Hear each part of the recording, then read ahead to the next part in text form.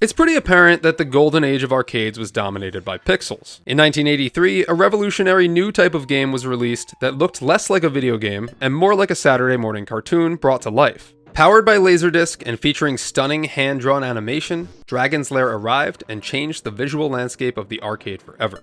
What's up, adventurers, and welcome back to another episode of Arcade Economy, the show where we deep dive into classic arcade games to determine just how much they would have cost to beat in the year of their release. In my last episode, we took a look at Taito's Superman the Arcade game. Today, we're heading to Mordrock's castle to make our way to the Dragon's Lair.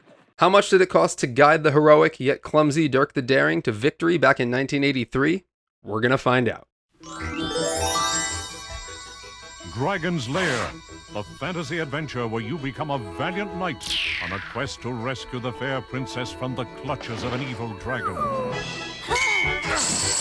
You control the actions of a daring adventurer finding his way through the castle of a dark wizard who has enchanted it with treacherous monsters and obstacles. In the mysterious caverns below the castle, your odyssey continues against the awesome forces that oppose your efforts to reach the Dragon's Lair. Lead on, adventurer. Your quest awaits. In the early 80s, inventor and founder of RDI Video Systems, Rick Dyer, had been obsessed with creating what he called a fantasy machine, trying to move beyond text to bring illustrated stories to life. His early prototypes used everything from paper tapes to film strips. He was a man with a vision, but he needed a technological leap. And he found it after seeing Sega's Astron Belt, a game that used Laserdisc to project a video background. Laserdisc could hold vast amounts of data and would be vital in the execution of Dyer's concept. The technology allowed for full motion video, making every other game in the arcade look like a cave painting by comparison. All he needed now was the artistry. He needed a master animator to create something no one had ever seen in the arcade before. Enter Don Bluth. Bluth was a former Disney animator who worked on classics like Robin Hood, The Rescuers, and The Fox and the Hound. Bluth would resign from Disney in the early 80s to create his own animation studio with his first feature-length film, The Secret of NIMH, releasing in 1982. Although the film was critically acclaimed, it was considered only a moderate success at the box office. After watching The Secret of NIMH, Rick Dyer was blown away and knew he needed Bluth for the project. Bluth and his team were hungry to prove themselves, and a partnership with Dyer was formed. For a then staggering budget of over $1 million for the animation alone, Bluth's studio would hand-draw every single frame for Dragon's Lair. Dragon's Lair released into arcades in June of 1983, and the result was a pop culture atom bomb. Lines formed around the block, and kids and adults, both mesmerized by the cartoon quality, poured quarters into the machine. Dragon's Lair was a smash hit, and provided a boost to the arcade industry during the 1983 console crash. However, the game was not without its issues. The Laserdisc players inside the cabinets weren't built for the constant frantic seeking that the game demanded, and so they broke down, constantly. And arcade owners who had paid a premium for the machines were left with expensive repair fees. This didn't slow the game down though, as Dragon's Lair continued to have proven success for years to come. Of course, with this kind of success, a flood of ports to home computers and consoles was inevitable, but if you wanted the true Dragon's Lair experience at home, you were out of luck for a pretty long time. The early 8-bit ports were ambitious. In 1986, home computer versions tried their best, but looked more like a fever dream of the arcade game. The NES port released in 1990 was a slow, clunky, side-scrolling platformer that had almost nothing to do with the original. The pixel art was some of the best of the time, but the game itself was a bait-and-switch, selling you on a famous name and giving you a completely different and frankly terrible game. Other platformer adaptations were released for Game Boy in 1991 and the SNES in 1993. It wasn't until the CD-ROM era with the Sega CD, 3DO, and PCs that home players could get something close to the arcade version. But even then, due to hardware limitations, the video was compressed, the colors were muddy, and the experience just wasn't the same. The 2001 Game Boy Color version of the game is a relatively faithful rendition of the game, and as far as handhelds go, it's an extremely impressive port. A sequel, Dragon's Lair 2: Time Warp, did eventually appear in arcades in 1991. It was even more beautiful, with longer and more complex scenes. But by then, the novelty had worn off, the world had moved on, and the Laserdisc game was seen as a relic. It wouldn't be until 2002's Dragon's Lair 3D that players could control Dirk the Daring in a fully realized 3D environment. The game included many callbacks to the original, and it's a pretty solid platformer that was met with mixed reception. The original Dragon's Lair has been re-released and remastered for HD, and is still available on multiple online game store platforms. Dragon's Lair's story is pretty simplistic and explained through the narrator in the game's Attract mode. Princess Daphne is being held captive in the lair of Singe the dragon. It's up to Dirk the Daring to avoid obstacles and enemies as he fights his way through Mordrock's castle to reach the dragon's lair, slay the dragon, and save the princess. When Dragon's Lair released, it was way ahead of its time. It isn't really a game of skill in the traditional sense, it's more a game of memorization. There's no health bar or power-ups, and you don't control Dirk. Instead, you make decisions for him at very specific moments by pressing a direction on the joystick or pressing the sword button to attack. It's the grandfather of the QuickTime event well before they were popularized by games like Shenmue, Resident Evil 4, That's all. Heavy Rain, and most of the Telltale Games franchises. If you choose the wrong direction or make an input at the wrong time, a death scene will show and you'll lose a life. Because of its visual appeal, Dragon's Lair was one of the first games to charge 50 cents in the arcade, and depending on the arcade operator, that 50 cents would traditionally get you 3 or 5 lives. There are a total of 39 scenes a player must pass in order to beat the game, and they range from a couple of seconds for the shorter scenes to almost a full minute for the longer ones. The scenes play in a random order, with the last scene being the dragon's lair. The game does throw some curveballs at you, with some scenes being mirrored and the timing slightly changed between them. So just when you think you have a scene down, you'll get hit with a mirrored version and different timings completely throwing you off. And much of the game isn't very intuitive. Some scenes will have blinking objects or doorways telling the player which direction they should push, but some don't have this at all, making the game an unparalleled exercise in trial and error punishment. Some items or blinking prompts are also put into the game as traps. Drinking the potion in the wizard's kitchen is just one example of this.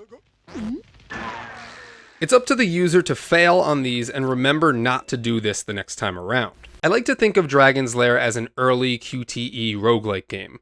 Anyone playing the game will need to fail and die in order to remember the patterns to progress. And of all the scenes, there were a few scenes that really stuck out to me that were harder than others and took me a lot longer to master. The Twirling Boulders room can be mirrored, and it's sometimes hard to initially tell which version of the scene you're in. The timing for passing the Twirling Boulders is different in both scenes, so I found it best to use the audio cues from Dirk to tell which scene I was in. If you hear Dirk say, "ooh, ooh," twice, then you'll need to press up right after the second "ooh." If Dirk goes "ooh, ah, ah," then after the second "ah," you need to push up as Dirk starts extending his hand. The Earthquake room was a little tough because it required a lot of inputs, and sometimes I was just too slow to enter them when I was learning that scene. It also didn't help that this scene popped up kind of later in the gameplay, so it took me a while to get familiar with it. It's also a scene that can be mirrored, throwing a wrench in my progress. Then there's the Mudmen. This one definitely took me the longest to master, and I think a part of my soul is still trapped in this scene. Timing on this one has to be precise, and at first I was really unsure of what to even do. When the Mudmen attack you, you'll have to use your sword button, then press up just as Dirk sheathes his sword. You'll then have to be patient and press up after a few blinking prompts, and up on some areas without prompts, making this scene really confusing to get down. I got to the Dragon's Lair 4 times before I was able to pass it and complete the game, so to me, the Dragon's Lair was definitely not the hardest scene to pass. And with the gameplay aside, I just wanted to pause for a second and just express how gorgeous this game is. It is such a beautifully hand-drawn game, and with the Laserdisc technology, it not only looks great, but it also sounds great too, and it's really easy to see how this game attracted people in the 80s. I also feel like if you played this game and were good at it, it would be a sight to see in the 80s, and I'm sure a lot of onlookers would be very impressed. And now, it's time to answer the question, how much did I spend to beat Dragon's Lair? As I have been doing in the series, I play these games on their default settings, and I set up a counter to increase every time I hit the insert coin button. Dragon's Lair defaults to 50-cent credits per 3 lives, and easy difficulty. There is no medium difficulty in Dragon's Lair, and easy is actually anything but for those who are interested, Dragon's Lair difficulty settings do look like this. Easy, easy hard after 9 scenes, easy hard after 5 scenes, easy very hard after 9, easy very hard after 5, hard, and very hard. The differences in these difficulties are more precise timings, and some scenes require more button presses. It took me a whopping 5 hours and 4 different play sessions to beat Dragon's Lair.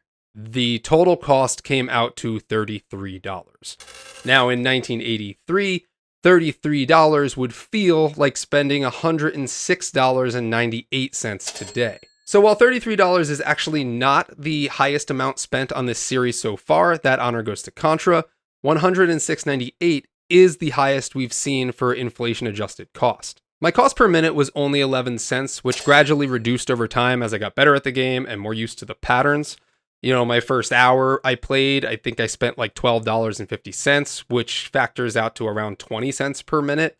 So as I got better and I was progressing longer and the scenes were going on longer, this number just shot down. There aren't really any bosses in this game, and to be perfectly honest, if I went to see how much I spent per scene, to sift through the 5 hours of footage would just take me forever, and that's just something that I'm not going to do. But I can tell you that since it took me 4 attempts at the Dragon's Lair to finally beat the game, I did spend $2 in the Dragon's Lair. So how predatory was Dragon's Lair in stealing your money? I think we kind of all know where this is going, but let's break it down a bit and throw it into the equation. Total inflationary cost is the highest we've seen in this series so far, but cost per minute is also the lowest we've seen in this series so far. But I think we need to throw an asterisk into that because that's due to my extremely long playtime. For the game cheating or input reading or unfair programming, I think for the most part it doesn't really apply to Dragon's Lair. The only thing that I think might kind of fit in this category is the traps that the game throws at you, prompting you to do something only for you to die. I think if you're playing this as a first time, you're not going to know what's a trap and what's not. It's impossible to know that. So yeah, I guess that is a little cheap. The punitive game mechanics are pretty severe, especially as someone who's playing for the first time. I think you can see that in my very long playthrough. It's just not really an intuitive game. For the one more try appeal, I mean, I was hooked, but I'm also trying to beat this game. This was a game that, for me, got pretty addictive. Even after I beat the game, I did go back to play it some more. I even bought the Steam version so that I could play it in bed after I had already beat it for arcade economy. So that kind of bleeds into my fun factor too, that I did have a really good time with this game. However, I could see someone playing this game for the first time and not really understanding how it works and getting frustrated and just kind of walking away. But because the game was so popular for so long, and because there were people lined up to watch people play, I do think this has a one more try appeal of people going into the game and, playing in multiple play sessions. And just a reminder that the whole purpose of this series was to see how much it would cost to beat a game on the day that game arrives in the arcade. So you really have no former experience with this game. You're not sure of the skills. To do that with Dragon's Lair, I think is nearly impossible. I think you do need to play through multiple play sessions to get the feel for it, to understand some of the patterns. And unless you had very deep pockets and a lot of time when this game released, I don't think you'd be beating this game the day it released in arcade. So while I had fun with this game, and yes, it was frustrating at times, and while I don't notice any obvious cheating from the game, that is going to factor into the predatory game scale equation. I was actually surprised with its predatory game score, throwing this all into my equation, and Dragon's Lair received a predatory game score of a 9 out of 10. I almost feel like Dragon's Lair should be a 10. I mean, it was 50 cents in 1983. A lot of people threw money in not knowing how to play or what they were doing and immediately lost their money. It feels like it checks the boxes of a 10. So while technically on the scale in the equation it's a 9, I think this could also be like a dishonorable 10. Next time on Arcade Economy, I'm playing through Konami's 1990 run and gun Aliens the Arcade Games, so be sure to check out that one.